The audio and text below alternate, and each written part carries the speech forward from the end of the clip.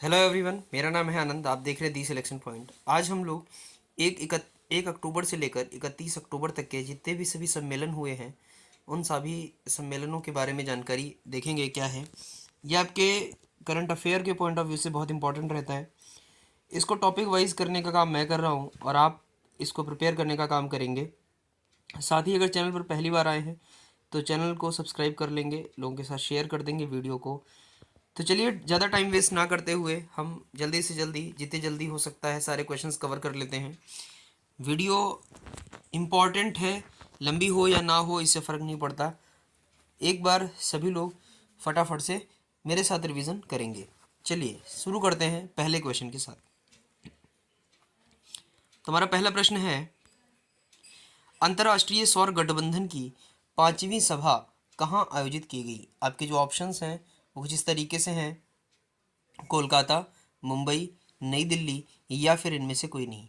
देखिए, जो अंतर्राष्ट्रीय सौर संगठन है इसकी जो 5वीं महासभा होने जा रही है वो नई दिल्ली में की गई अक्टूबर में, ठीक है ना। तो हमारा सही ऑप्शन क्या हो जाएगा? सी ऑप्शन हमारा सही हो जाएगा। थोड़ा सा और इसके बारे में जानते हैं। जैसे कि अंतर्राष्ट्रीय जो सौर गठबंधन है ये नई दिल्ली में कितनी तारीख में हुआ?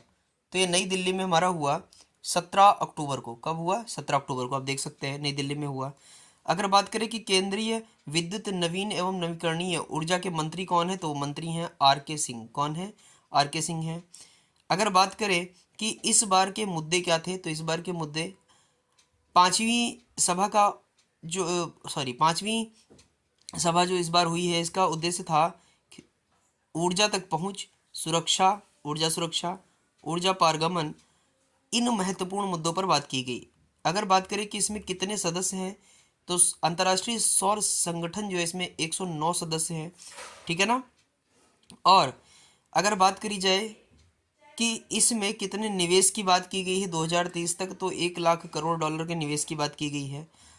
अंतर्राष्ट्रीय सौर संगठन एकमात्र ऐसा संगठन है जिसका जो मुख्यालय है वो कहाँ है? गुरुग्राम, हरियाणा में है, मतलब भारत में है।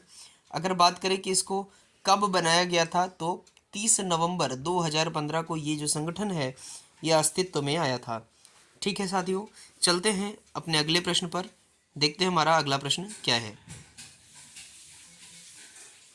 तो अगला प्रश्न है, सूक्ष्म, लघु और मध्यम उद्यम मंत्रालय की राष्ट्रीय SC/ST हब योजना तथा अन्य योजनाओं के बारे में जागरूकता फैलाने के लिए एक SC/ST राष्ट्रीय हब संगोष्ठी का आयोजन कहाँ किया गया? तो देखिए, ये जो SC/ST संगोष्ठी हुई है, ठीक है ना, MSME के तहत, ये आपसे पूछा जा रहा है कहाँ हुई है? राजस्थान, गुजरात, दिल्ली या उत्तर प्रदेश। तो साथियों इसका सही जवाब हो जाएगा गुजरात। कहाँ हुई है? गुजरात में हुई है। थोड़ी सी और जानकारी इसके बारे में देखते हैं क्या है। कह रहा है MSME मंत्रालय ने राष्ट्रीय SC/ST हब योजना और अन्य मंत्रालय कार्यक्रमों के बारे में जागरूकता बढ़ाने के लिए अहमदाबाद गुजरात, कहाँ पर? अहमदाबाद गुजरात में राष्ट्रीय SC/ST कॉन्क्लेव की मेजबानी की। तो आपसे पूछा जाएगा गुजरात, हो सकता है ऑप्शन में गुजरात ना पूछकर आपसे अहमदाबाद पूछ लिया जाए, तो कंफ्यूज नहीं होंगे, ठीक है ना, अच्छे से आंसर करेंगे। क्या आंसर हो जाएगा? गुजरात, अहमदाबाद। कितने लोगों ने लगभग भाग लिया? तो इसमें 300 SC/ST व्यक्तियों ने, 300 से ज़्यादा SC/ST व्यक्तियों ने भाग लिया। तो हमारा कहाँ हुआ था? गुजरात में हुआ था। चलते हैं अगले प्रश्न पर, देखते हैं क्या है हमारा प्रश्न। अगला प्रश्न है, लाइफ मिशन के तहत अग्नि तत्व अभियान का पहला सेमिनार कहाँ आयोजित किया गया? बहुत इंपॉर्टेंट प्रश्न है। लाइफ मिशन के बारे में भी हम जानेंगे क्या होता है। पहले हम देखते हैं ये सेमिनार जो हमारा है वो कहाँ आयोजित किया गया। तो ये लद्दाख, लेह में किया गया था, ठीक है ना, लेह लद्दाख में किया गया था। अब जान लेते हैं इसके बारे में थोड़े से एक्स्ट्रा फैक्ट क्या हैं। देखिए, लाइफ मिशन की अगर हम बात करें तो जब नरेंद्र मोदी जी जो हमारे वर्तमान प्रधानमंत्री हैं, ठीक है ना, इन्होंने इस लाइफ मिशन की शुरुआत की है। तो इसमें जो लाइफ है इसका मतलब समझ लेते हैं क्या है। इसका मतलब है लाइफ स्टाइल फॉर एनवायरमेंट। और इसका उद्देश्य क्या था? 2021 में जब ग्लासगो में COP26 हुआ था, ठीक है ना, कहाँ हुआ था? ग्लासगो में हुआ था, COP26 हुआ था, ठीक है ना। COP26 हुआ जब, तो उसमें इन्होंने इसकी शुरुआत की थी, लाइफ स्टाइल फॉर एनवायरनमेंट। उसके बाद क्या होता है, जब भारत की बात की जाती है तो चूंकि वहाँ पर इसकी स्टार्टिंग करी गई तो भारत में इसको लॉन्च करने की बात आई कि भारत में कहाँ से शुरुआत होगी।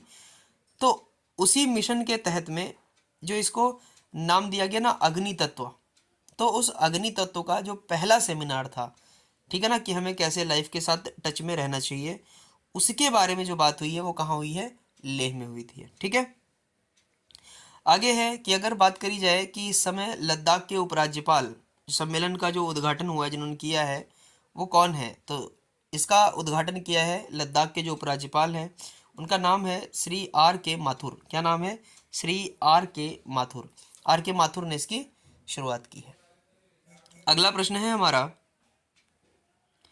चौथे हेली इंडिया शिखर सम्मेलन 2022 का उद्घाटन किसने किया है, वीरेंद्र कुमार, नरेंद्र मोदी, ज्योतिरादित्य एम सिंधिया या फिर इनमें से कोई नहीं। इंपॉर्टेंट सा क्वेश्चन है, चलिए पिक करिए क्वेश्चन को। चौथे हेली इंडिया शिखर सम्मेलन 2022 का उद्घाटन किसने किया है, तो उद्घाटन किया है ज्योतिरादित्य एम सिंधिया ने। किसने किया है, ज्योतिरादित्य एम सिंधिया ने। आगे देखते हैं इसके बारे में थोड़ा सा। अगर हम बात करें ज्योतिरादित्य एम सिंधिया की, ये कौन है, ये वर्तमान नागरिक विमानन मंत्री हैं। ठीक है ना, कौन है, वर्तमान नागरिक विमानन मंत्री हैं ज्योतिरादित्य सिंधिया। अगर बात करें इसकी थीम, ये जो हमारा हेली इंडिया, चौथा हेली इंडिया शिखर सम्मेलन हुआ है, helicopters for last mile connectivity, ठीक है ना, ये इसका थीम रहा है इस बार। वर्तमान में भारत दुनिया का 7वां सबसे बड़ा नागरिक उड्डयन बाजार है। ठीक है, अगले प्रश्न पर चलेंगे। अगला प्रश्न, अब इसके बारे में थोड़ा सा और जानने की जरूर बात होती है, क्योंकि अगर हम हेली की बात करें तो हेली नाम से बहुत सारी इस टाइम जो चीज़ें हैं वो चल रही हैं। जैसे हेली सेवा पोर्टल, हेली सेवा पोर्टल क्या है, हेली सेवा पोर्टल पूरी तरह से ऑनलाइन है। सभी ऑपरेटरों द्वारा हेलीपैड के लिए लैंडिंग अनुमति प्राप्त करने के उपयोग में लाया जा रहा है। यह देश में हेलीपैड के डेटाबेस का भी निर्माण कर रहा है। जहाँ जहाँ हेलीपैड है ऑनलाइन आप परमिशंस ले सकते हैं लैंडिंग के लिए। हेली दिशा क्या है, राज्य प्रशासन के लिए हेलीकॉप्टर संचालन पर मार्गदर्शन सामग्री हेली दिशा को 780 जिलों में वितरित किया गया है। ये सामग्री है, ठीक है ना, ये आपकी हेली जो हेलीकॉप्टर रिलेटेड कह लो या फिर आप कह लो कि उड्डयन विभाग से जो संबंधित जानकारी है उसको यहाँ सबके साथ शेयर किया जा रहा है। आगे बात करें इसके बारे में थोड़ा सा, और भी हमारे पास कुछ हेली हैं, उनको भी देख लेते हैं। जैसे अगला है हेलीकॉप्टर एसेलरेटर सेल।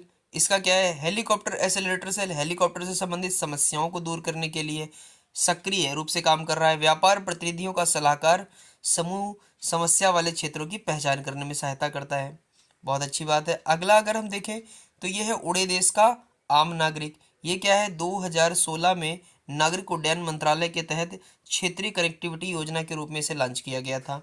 ठीक है, अगला कृषि उड़ान 2.0 क्या है, या कृषि कटाई और हवाई परिवहन के बेहतर एकीकरण के अनुकूलन के माध्यम में सुधार के लिए बात की गई है इसमें। ठीक है, तो हेली से संबंधित कुछ तथ्य थे जिनके बारे में हम लोगों ने जान लिया है। अगला प्रश्न क्या है हमारा, चलते हैं अगले प्रश्न पर। किस केंद्रीय मंत्रालय ने गैर पारंपरिक आजीविका एनटीएल में कौशल पर बेटियां बने कुशल राष्ट्रीय सम्मेलन का आयोजन किया है। पूछा जा रहा है इसमें कौन से मंत्रालय ने किया है, तो देखिए किस केंद्रीय मंत्रालय की बात की जाए तो मंत्रालय पूछा जा रहा है, तो ये किया है महिला एवं बाल विकास मंत्रालय। ठीक है ना, किसने किया है, महिला एवं बाल विकास मंत्रालय। थोड़ी सी चीज़ें और हैं आपकी जानने वाली, जैसे महिला और बाल विकास मंत्रालय ने बेटियां बने कुशल नाम से लड़कियों के लिए गैर पारंपरिक आजीविका नॉन ट्रेडिशनल लिवलीहुड। ट्रेडिशनल क्या होता है, वही मतलब जो लड़कियों के लिए ज़रूरी है, ऐसा होता नहीं है कि कुछ लोग कहते हैं ये काम लड़कियों के लिए बने हैं ये लड़कों के लिए, उस टाइप से बात की गई है कि नॉन ट्रेडिशनल, जो ट्रेडिशनल नहीं है उनसे मतलब ट्रेडिशनल से हटके काम करने की बात की गई है, जिन पर बात की गई है। ठीक है, अच्छा, अंतर्राष्ट्रीय बालिका दिवस के अवसर पर बेटी बचाओ बेटी पढ़ाओ के बैनर तले इसका आयोजन किया गया है। तो यहाँ से एक प्रश्न और बनेगा कि ये जो शुरू की गई है बेटियां बने कुशल, ये किसके बैनर तले आयोजित की गई है, तो हम क्या बताएंगे, ये किसके तहत शुरू की गई है, ये शुरू की गई है बेटी बचाओ बेटी पढ़ाओ के तहत। अगर वर्तमान में बात की जाए महिला और बाल विकास मंत्रालय किसके पास है, तो श्रीमती स्मृति जुबिन ईरानी जी के पास है ये वाला मंत्रालय अभी। अगला प्रश्न है हमारा, केंद्रीय मंत्रिमंडल ने उत्तर पूर्व क्षेत्र के लिए प्रधानमंत्री विकास पहल, इस समय ये वाली जो उत्तर पूर्व क्षेत्र के लिए विकास प्रधानमंत्री विकास पहल ये बहुत पूछी जा रही है एग्जाम में, ठीक है ना, इसको थोड़ा अच्छे से ट्रीट करिएगा, पढ़ लीजिएगा इसके बारे में और भी जितनी जानकारी हो। फिलहाल तो मैं इसके बारे में यहाँ पर जानकारी देने की कोशिश करूँगा आपको। कह रहे हैं नई योजना को मंजूरी प्रदान की है, इस योजना में 4 वर्ष की अवधि में कितने करोड़ रुपए खर्च किए जा रहे हैं। कह रहे हैं इसके लिए कितने खर्च किए जाएंगे, तो इसके लिए खर्चे जाएंगे 6600 रुपये, सॉरी 6600 करोड़ रुपए, सॉरी टंग स्लिप हो गई, 6600 रुपये नहीं, 6600 CR, ठीक है ना। कितना खर्च किया जाएगा, 6600 करोड़ खर्च किया जाएगा। अच्छा, तो 6600 करोड़ इसके लिए खर्च किया जाएगा। अच्छा, और थोड़ी सी चीज़ें जानने वाली हैं हमारे काम की हैं, क्या हैं देखते हैं। इस योजना पर 4 वर्ष की अवधि में कितना 6600 करोड़ रुपए खर्च किया जाएगा। बैठक के बाद सूचना एवं प्रसारण मंत्री कौन है इस टाइम, अनुराग ठाकुर जी हैं। उन्होंने बताया कि प्रधानमंत्री नरेंद्र मोदी की अध्यक्षता में मंत्रिमंडल ने उत्तर पूर्व क्षेत्र के लिए प्रधानमंत्री विकास पहल PM डिवाइन, इसका शॉर्ट फॉर्म, इंपॉर्टेंट योजना है, पूछा जाता है ये PM डिवाइन, ठीक है ना, PM डिवाइन योजना को मंजूरी दी है। कह रहे ये 2022-23 से 25-26 तक के लिए होगी। उन्होंने यह कहा कि केंद्रीय कृषि योजना इसका 100% वित्त पोषण केंद्र सरकार करेगी। कह रहे कि ये जो योजना शुरू की गई है इसको 100% कौन चलाएगा, इसके लिए 100% जो फंड आएगा वो कहाँ से आएगा, वो सेंटर से आएगा, 100% फंड सेंटर से आएगा, है ना, इंपॉर्टेंट बात, ठीक है। और क्या है, कह रहे कि इसे पूर्वोत्तर क्षेत्र विकास मंत्रालय डोनर द्वारा लागू किया जाएगा, ठीक है। चलते हैं अगले प्रश्न पर। तो इसमें रेशियो क्या हो जाएगा, स्टेट का और सेंट्रल का, स्टेट का हो जाएगा 0 और सेंट्रल का हो जाएगा 100%। इंटरपोल की 90वीं महासभा की मेजबानी किस देश के द्वारा की गई, तो अभी इंटरपोल की जो 90वीं महासभा की मेजबानी है वो किसने करी है, वो भारत कर रहा है। कौन कर रहा है, भारत कर रहा है, भारत ने करी है। अच्छा, थोड़ा सा और जानने लायक चीज़ें क्या है इसमें, देखो कह रहे हैं इंटरपोल की 90वीं जो महासभा हुई है 18 अक्टूबर से 21 अक्टूबर, उसकी मेजबानी जो है वो दिल्ली में की गई है, ठीक है। इसमें 195 देशों के साथ दुनिया का सबसे बड़ा पुलिस निकाय होने की बात कही गई। बोला गया कि 195 देशों के साथ चूंकि ये जुड़ा हुआ है तो इसमें एक बहुत बड़ा पुलिस निकाय जुड़ा हुआ है। बैठक में मंत्रियों, पुलिस प्रमुखों, पुलिस अधिकारियों और सहायक कर्मचारियों सहित 2000 विदेशी गणमान्य शामिल हुए, ठीक है। भारत में जो सबसे लास्ट बार इंटरपोल की बैठक हुई थी इससे पहले, वो हुई थी 1997 में, ठीक है ना। अगर बात करें कि इसकी शुरुआत किसने करी, तो इसकी शुरुआत करी केंद्रीय गृह मंत्री अमित शाह ने। अगर बात करें इसके सचिव कौन है इस टाइम पर, तो इसके सचिव हैं जुर्गन स्टॉक, ठीक है। और अगर बात करें ये किस लेवल पर आती है, तो महासभा इंटरपोल की सर्वोच्च शासी निकाय है, सर्वोच्च मतलब सबसे ऊपर है। इस संगठन के बारे में अगर बात की जाए तो इसकी स्थापना 1923 में अंतर्राष्ट्रीय नियम कानूनों द्वारा लागू की गई थी। इसके पास 17 डेटाबेस में 90 मिलियन रिकॉर्ड हैं। ये सबसे इंपॉर्टेंट चीज़ कि इसके पास लगभग 90 मिलियन के आसपास रिकॉर्ड हैं, ठीक है ना। बड़ी इंपॉर्टेंट चीज़ होती है आज के टाइम में, डेटा की वैल्यू तो आप समझ ही सकते हैं कितनी होती है। अगला है हमारा 22वां विश्व ब्लॉकचेन शिखर सम्मेलन कहाँ हुआ, तो जो हमारा 22वां ब्लॉकचेन शिखर सम्मेलन है वो कहाँ हुआ है, दुबई में आयोजित हुआ। कहाँ आयोजित हुआ, दुबई में आयोजित हुआ। और थोड़ी सी जानने वाली चीज़ें हैं वो देख लेते हैं। जैसे कह रहे दुबई में ब्लॉकचेन शिखर सम्मेलन कब से कब तक हुआ, 17 से 18 अक्टूबर तक हुआ। कहाँ हुआ है, अटलांटिस द पाम में हो रहा है। कहाँ हो रहा है, अटलांटिस द पाम में हो रहा है। अगला अगर पॉइंट देखें तो ब्लॉकचेन जो तकनीकी होती है उसमें 3 महत्वपूर्ण अवधारणाएं होती हैं। इसको ब्लॉक, नोड्स और माइनर कहते हैं, ठीक है ना। ये 3 चीज़ें आप याद रखेंगे कि ब्लॉक, नोड्स और माइनर किससे जुड़े हुए हैं, ये ब्लॉकचेन से जुड़े हुए हैं, ठीक है। और अगले प्रश्न पे चलते हैं। अगला प्रश्न है 3 दिवसीय आकाश फॉर लाइफ अंतरिक्ष सम्मेलन की मेजबानी किसने करी है, कौन से शहर में हुई है। तो देखो 3 दिवसीय जो आकाश फॉर लाइफ अंतरिक्ष सम्मेलन था, इसको देहरादून में आयोजित किया गया। कहाँ किया गया है, देहरादून में किया गया है। थोड़ा सा जानने वाली चीज़ें क्या हैं, प्रधानमंत्री नरेंद्र मोदी ने समाज के भीतर विज्ञान और तकनीकी विकास को इस तरह से एकीकृत करने का आह्वान किया है जो विज्ञान को आम नागरिकों की ज़रूरतों को पूरा करने की स्थिति में रखता है। और इसके बारे में बताया गया कि यह केंद्रीय राज्य मंत्री, प्रौद्योगिकी राज्य मंत्री, पृथ्वी विज्ञान MOS PMO, ठीक है, कार्मिक लोक शिकायत पेंशन प्रमाण डॉक्टर जितेंद्र सिंह द्वारा लिया गया था। कह रहे हैं ये जो निर्णय लिया गया था ना इसको कराने का, ये किसके द्वारा लिया गया था? ये लिया गया था जितेंद्र सिंह द्वारा लिया गया था। ठीक है, अच्छा चलते हैं आगे थोड़ा सा अगले प्रश्न पर। अगला प्रश्न है हमारा, 12वां विश्व हिंदी सम्मेलन फरवरी 2022 में कहाँ होगा? तो देखो जो हमारा 12वां विश्व हिंदी सम्मेलन होने वाला है वो कहाँ होने वाला है? नांडी फिजी में होने वाला है। ठीक है ना, कहाँ होने वाला है? नांडी फिजी में होने वाला है। आगे देखते हैं थोड़ी सी और जानकारी इसके बारे में। 12वां हिंदी सम्मेलन के जो शुभंकर का चयन है वो एक विश्व स्तरीय प्रतिस्पर्धा के माध्यम से किया गया है। अच्छा, कह रहे हैं कि जो इसका चयन हुआ है वो विश्व स्तरीय प्रतिस्पर्धा हुई थी। हाँ जी बिल्कुल सही है। इसमें क्या हुआ था, जो आपका माई गवर्नमेंट ऐप है उस पर यह योजना आई हुई थी। तो कह रहा है इसके लिए 1436 प्रविष्टियाँ मिली थी और 78 प्रविष्टियों पर अंतिम रूप से विचार करने के बाद मुंबई में मुन्ना कुशवाहा द्वारा परिकल्पित शुभंकर का चयन किया गया है।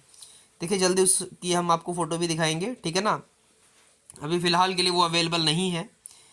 इसमें विजेता को कितने हज़ार रुपये मिले हैं? 75,000 रुपये का नगद पुरस्कार दिया गया है। ठीक है साथियों, चलते हैं। तो ये थे हमारे आज के इम्पोर्टेंट प्रश्न। ठीक है, जो 10 बड़े सम्मेलन हमारे पिछले कुछ दिनों में हुए हैं, मतलब अक्टूबर में हुए हैं, उनके बारे में आज हमने इस वीडियो में बात करी है। तो फिलहाल यहाँ पर वो 10 के 10 कंप्लीट होते हैं और इससे ज़्यादा आपको बहुत ज़्यादा पढ़ने की ज़रूरत नहीं है। ऑलमोस्ट सारा एस्पेक्ट को कवर किया गया है। वीडियो कैसा लगता है कमेंट सेक्शन में ज़रूर बताएं। चैनल को अगर पहली बार आए हैं तो सब्सक्राइब कर लीजिए। ऐसे ही जो करंट अफेयर के टॉपिक हैं छोटे छोटे जो आपके मिस हो जाते हैं उनको कवर कराने की जिम्मेदारी हमारी है। जल्द मिलेंगे नेक्स्ट वीडियो में, तब तक के लिए टेक केयर, बाय बाय, अपना ध्यान रखिए। जय हिंद, जय भारत।